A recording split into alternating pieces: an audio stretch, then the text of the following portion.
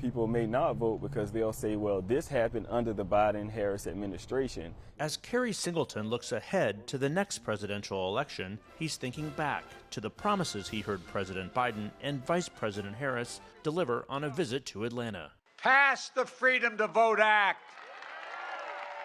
Pass it now! On that winter day, the president was closing in on his first year in office. Hopes were high for Singleton and other students on the grounds of Clark Atlanta University and Morehouse College. Since then, voting rights legislation stalled. The Supreme Court rejected a student loan forgiveness plan, and high prices, from food to housing, are fueling economic anxieties. I do think that everyone is willing to hold the administration accountable for some of those promises that were made. And if they don't happen, I think it's going to be a scary election.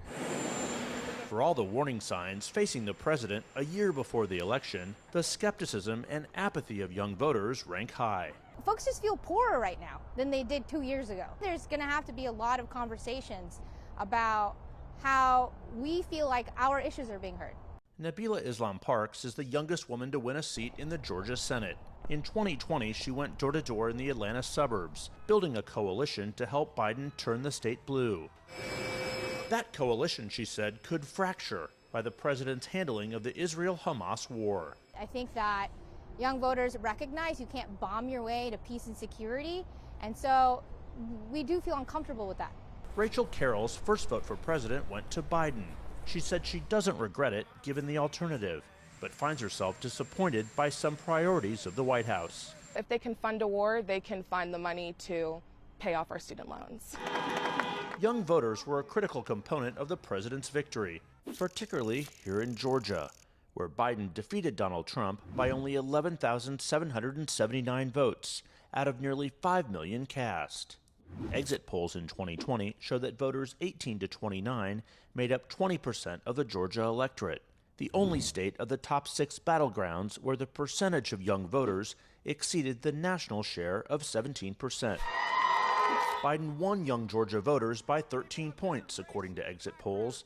But now, a year before the 2024 election, surveys show a far closer race, with voters under the age of 30 here in Georgia split 46% for Trump and 44% for Biden, according to a New York Times Siena College poll. The excitement is not as high as it was last time. Alon Gibson and some of his classmates wish they had more inspirational and generational choices. We have to pick between two different people who are very, very old and up in age.